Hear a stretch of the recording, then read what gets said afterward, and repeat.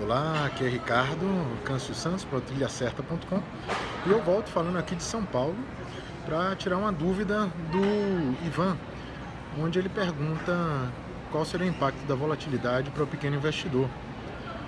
Pois bem, Ivan, vamos lá ao que interessa, tá certo? Quando você fala em volatilidade, você está associando seu questionamento à incerteza.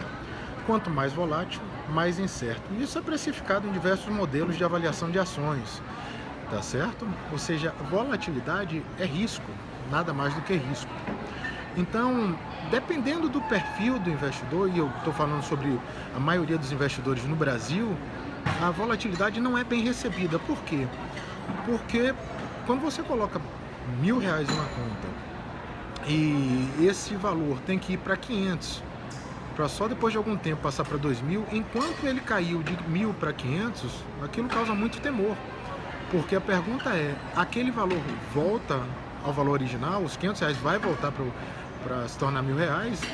Então, para que essas ações valham a pena, o preço tem que estar muito depreciado, em comparação com o que seria o preço, digamos assim, avaliado. Como é que a gente avalia esse preço? As ações, elas são avaliadas em relação à perspectiva de lucro futuro. Então, de uma forma bem simples, a gente faz uma projeção de valor a receber pelaquela empresa, mas faz um desconto, né? Tipo um modelo de fluxo de caixa descontado, e avalia qual seria o valor a receber nesse montante. Uma vez feito esse valor, você vai dividir esse valor recebido, o valor calculado, pelo número de ações, e você chega ao valor que aquela ação deveria valer. É o chamado pelas corretoras do target price, ou seja, preço de objetivo a ser alcançado. Algumas vezes no mercado ele está abaixo desse preço, quando o mercado não acredita que o cenário vai responder ao que foi precificado pelos avaliadores para aquela ação, e algumas vezes ele está acima desse preço, indicando que o mercado acredita que aquela empresa vai gerar mais ainda recursos do que o projetado pelo seu fluxo de caixa. Pois bem, como a volatilidade ela dá um viés de incerteza em relação ao que está por vir, então quanto mais volátil, menos certo. Então volatilidade geralmente é associada a ações de terceira linha, ou seja, empresas que estão começando agora, que não têm um histórico confirmado de mercado, né, e que precisam ainda se provar no mercado. Esse seria um primeiro viés. O segundo viés nessa análise seria empresas já consolidadas, mas que passam por um momento de turbulência. Vamos imaginar a Petrobras não tivesse sofrido por esse montante de cenário tão de má gestão, de excesso de corrupção. Então, o que é que a Petrobras oscilaria em decorrência de quê? Em decorrência simplesmente de eventos macroeconômicos causando incerteza, ou seja, a OPEP, a Organização de Países Exportadores, poderia dar um preço para o petróleo.